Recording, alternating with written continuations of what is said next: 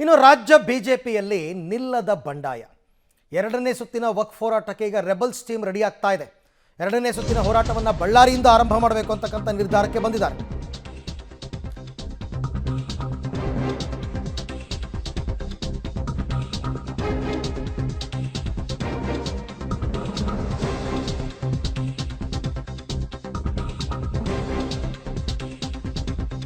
ರಾಜ್ಯ ಬಿಜೆಪಿಯಲ್ಲಿ ಬಂಡಾಯ ಯಾಕೋ ನಿಲ್ಲೋ ರೀತಿ ಕಂಡು ಬರ್ತಾ ಇಲ್ಲ.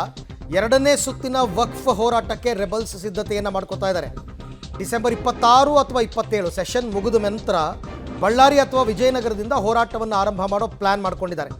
ವಿಪಕ್ಷ ನಾಯಕ ಅಶೋಕ್ ಕಚೇರಿಯಲ್ಲೇ ರೆಬಲ್ಸ್ ಮೀಟಿಂಗನ್ನು ಕೂಡ ಮಾಡಿದ್ದಾರೆ. ನಮಗೆ ರಾಜ್ಯ ನಾಯಕರು ಯಾರೂ ಇಲ್ಲ ಅಂತ ಇದ್ದಾರೆ ರೆಬಲ್ಸ್. ವಕ್ಫ್ ಹೋರಾಟಕ್ಕೆ ಹಾಗಾದರೆ ವಿಜೇಂದ್ರಗೂ ಆಹ್ವಾನ ಕೊಡ್ತಾರಾ, ಎಲ್ಲರೂ ಒಗ್ಗಟ್ಟಾಗಿ ಹೋರಾಟವನ್ನು ಮಾಡ್ತಾರಾ, ಅಥವಾ ಮೊದಲ ಸುತ್ತಿನಲ್ಲಿ ಮಾಡಿದಂತೆ ಯತ್ನಾಳ್ ರಮೇಶ್ ಜಾರಕಿಹೊಳಿ ಟೀಮ್ ಮಾತ್ರ ಹೋಗುತ್ತಾ ಗೊತ್ತಿಲ್ಲ. ಯಾಕೆಂದರೆ ನಿನ್ನೆ ಅವರು ವಿಪಕ್ಷ ನಾಯಕನ ಕೊಠಡಿಯಲ್ಲೇ ಮೀಟಿಂಗನ್ನು ಮಾಡಿದ್ದಾರೆ.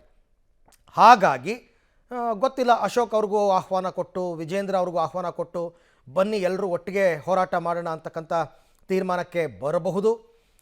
ಯಾಕೆಂದರೆ ನಿನ್ನೆ ಎಲ್ಲ ಸೆಷನ್ನಲ್ಲಿ ವಿಜೇಂದ್ರ ಮತ್ತು ಯತ್ನಾಳ್ ಪರಸ್ಪರ ಕೈ ಮುಗಿದು ಒಂದು ನಮಸ್ಕಾರವನ್ನು ವಿನಿಮಯ ಮಾಡಿಕೊಂಡಿರ್ತಕ್ಕಂಥ ದೃಶ್ಯವನ್ನು ನಾವು ಗಮನಿಸ್ತಾ ಇದ್ವಿ.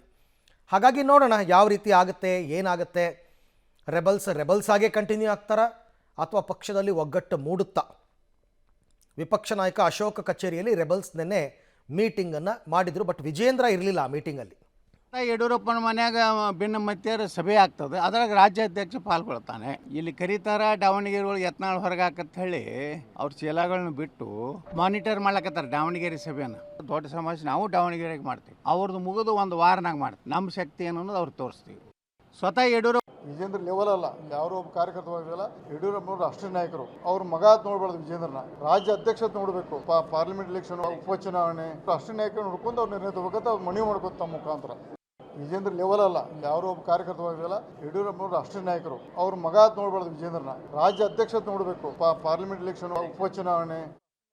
ಮತ್ತಷ್ಟು ಮಾಹಿತಿ ನನ್ನ ಕೊಲೀಗ್ ಸುಖೇಶ್ ಅವರಿಂದ ಪಡಿತೀನಿ. ಸುಖೇಶ್, ಈ ಎರಡನೇ ಸುತ್ತಿನ ವಕ್ಫ್ ಹೋರಾಟ ಏನಿದೆ, ಇದು ಒಗ್ಗಟ್ಟು ಪ್ರದರ್ಶನಕ್ಕೆ ಏನಾದರೂ ವೇದಿಕೆ ಆಗಬಹುದಾ ಅಂತ? ಯಾಕೆಂದರೆ ನಿನ್ನೆ ವಿಪಕ್ಷ ನಾಯಕ ಅಶೋಕ್ ಕಚೇರಿಯಲ್ಲೇ ರೆಬಲ್ಸ್ ಮೀಟಿಂಗ್ ಮಾಡಿರೋದ್ರಿಂದ ಅವ್ರಿಗೂ ಆಹ್ವಾನ ಕೊಟ್ಟು ವಿಜೇಂದ್ರಗೂ ಆಹ್ವಾನ ಕೊಟ್ಟು ಒಗ್ಗಟ್ಟಾಗಿ ಹೋಗ್ತಾರಾ, ಅಥವಾ ಈ ಭಿನ್ನಮತ ಇನ್ನಷ್ಟು ಜಾಸ್ತಿ ಆಗುವ ಸಾಧ್ಯತೆ ಇದೆಯಾ?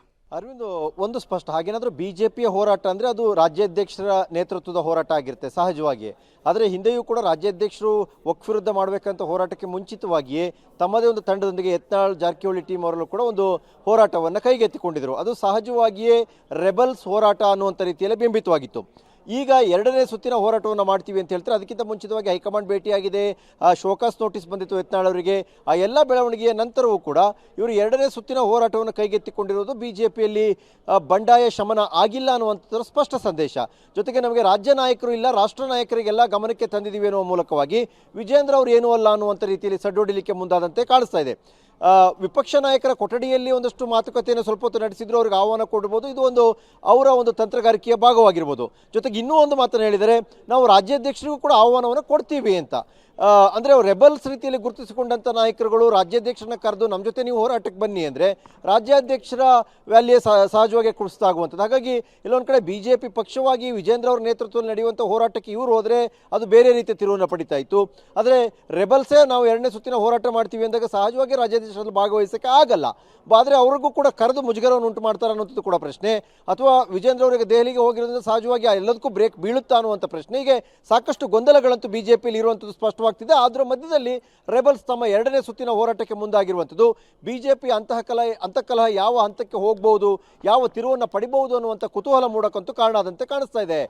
ರೈಟ್ ಸುಖೇಶ್, ಥ್ಯಾಂಕ್ ಯು ತಮ್ಮೆಲ್ಲ ಮಾಹಿತಿಗಾಗಿ. ಸೊ ನೋಡೋಣ, ಈಗ ಎರಡನೇ ಸುತ್ತಿನ ಹೋರಾಟ ಆಲ್ರೆಡಿ ವಿಜೇಂದ್ರ ಅವರು ಡೆಲ್ಲಿಗೆ ಹೋಗಿರೋದ್ರಿಂದ ಹೈಕಮಾಂಡ್ ನಾಯಕರಿಂದ ಏನಾದರೂ ಸಂದೇಶವನ್ನು ತರ್ತಾರಾ, ಅಥವಾ ಯತ್ನಾಳ್ ಬಣಕ್ಕೂ ಏನಾದರೂ ಸಂದೇಶ ರವಾನೆ ಆಗುತ್ತಾ?